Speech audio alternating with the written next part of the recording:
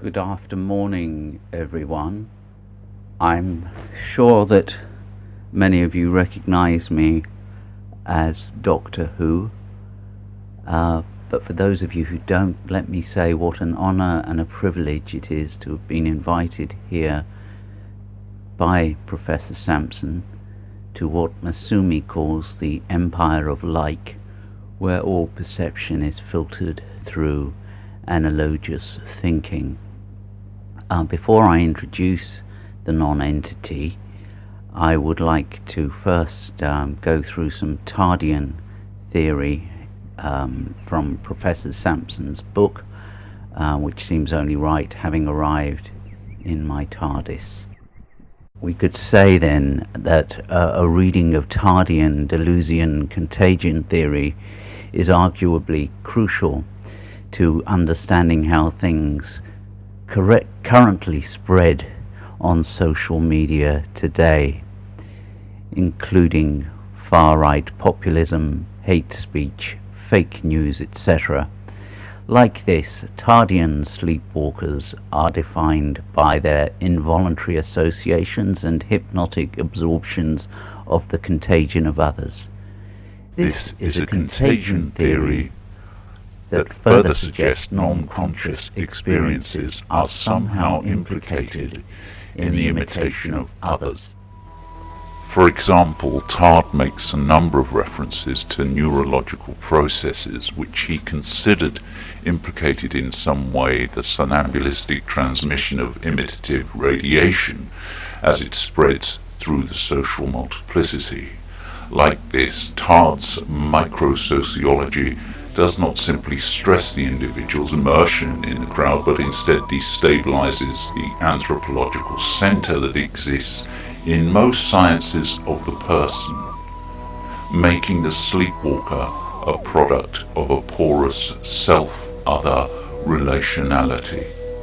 Thank you. So now, without further ado, I'd like to introduce the non-entity who will take us through some Calwa insectoid reiterations of the immunity problem.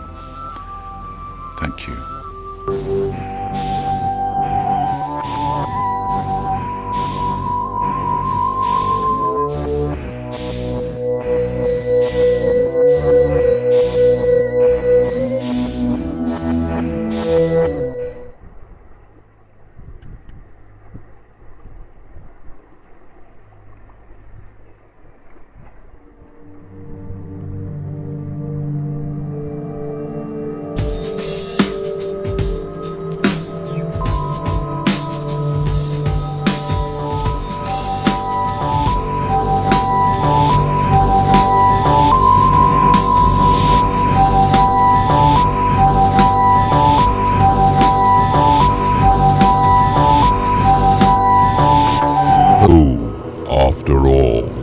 Wants to become the non-entity.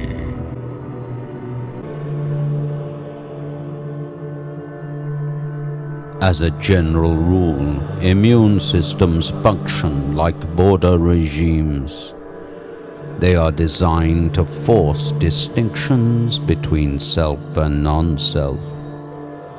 The collapse of a distinction between, on one hand, an entity, a self or a body, and on the other hand, certain anomalies, a non-self or antibody, poses a risk to the stability or even the lifespan of said entity. The problem being that a failure to force distinction between entity and anomaly means that certain protections and exemptions afforded to the entity from its perilous surroundings begin to break down. The collapse of the barriers immunity provides between interiority and exteriority clearly makes the entity vulnerable to destabilizing contagions of various kind, as well as exposing it to potential predators. However, for Calwa, The principle of becoming distinct is neither the general rule of things, nor does it necessarily guarantee stability. Kalwa's study of camouflage offers a unique perspective on the immunity problem from a non-human context. He counters orthodox evolutionary thinking on biological subsistence attained through exemption. By blending into their surrounding, certain insects would, for example, transform themselves into plants that other insects eat. The remains of mimetic insects are indeed as abundant in the stomachs of predators as those that cannot change their visual appearance. In effect, at first glance, the dangers of camouflage seem to outweigh the immunological benefits. To be sure, by transforming themselves into the foodstuff of their own species, insects risk taking part in a horrific masochistic act of collective cannibalization.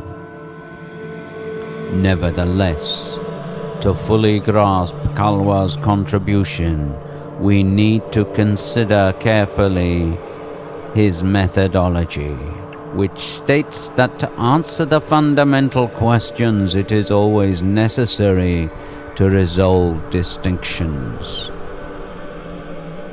On one hand, then, a redefinition of a cross-context immunity problem would need to consider how the freedom immunity affords the entity is replaced by the dangerous moments of indistinction, which is to say, as the borders between the entity and its surroundings collapse, distinctions become increasingly blurred, porous and folded.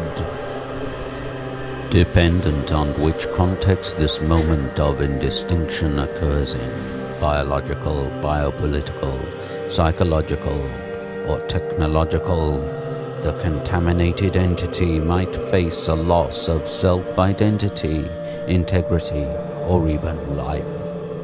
In the case of Kalwa's insects, a tendency towards a spatial lure leads to the collapse of immunological borders, rendering the organism indistinguishable from its surroundings, and as a consequence vulnerable to self-destructive collective mimicry.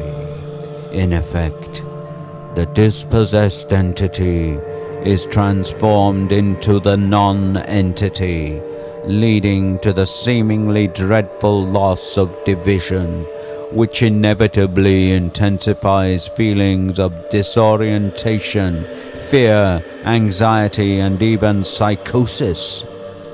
Kalwa significantly notes that the physical dissolving of immunological boundaries between an organism and its surroundings is intimately coupled to the dispossession of the mind, the emptying of the subject, if you like.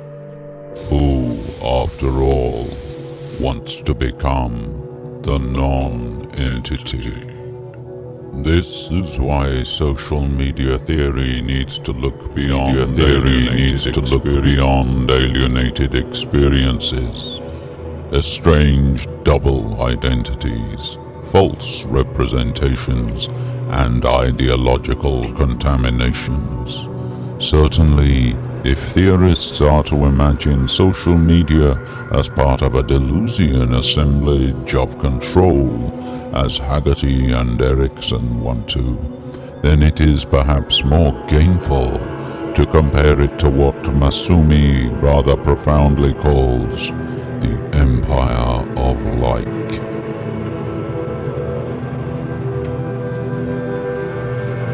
Most significantly, this A Sleepwalker's Guide has called for a new syntax of experience.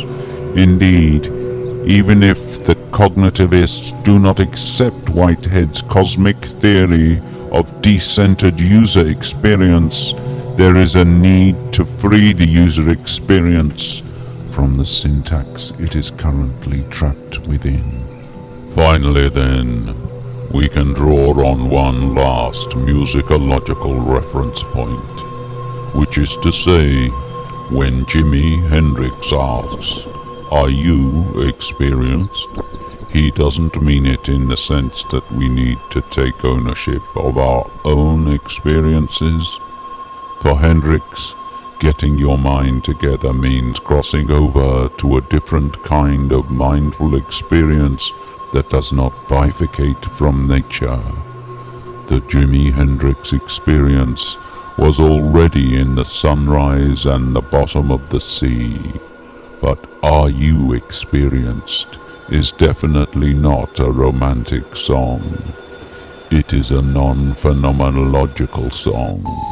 This is experience with the brain's delimiter switched off. It is, we assume, an acid-laced mind at large, experiencing large doses of cognitive dissonance that decenters the feeling of consciousness inside the head and transfers it to a felt experience of immanence. It seems that Hendrix knew of a syntax that might ultimately lead to a new user experience. We need to start to write some new songs of experience. Some new somnambulist songs.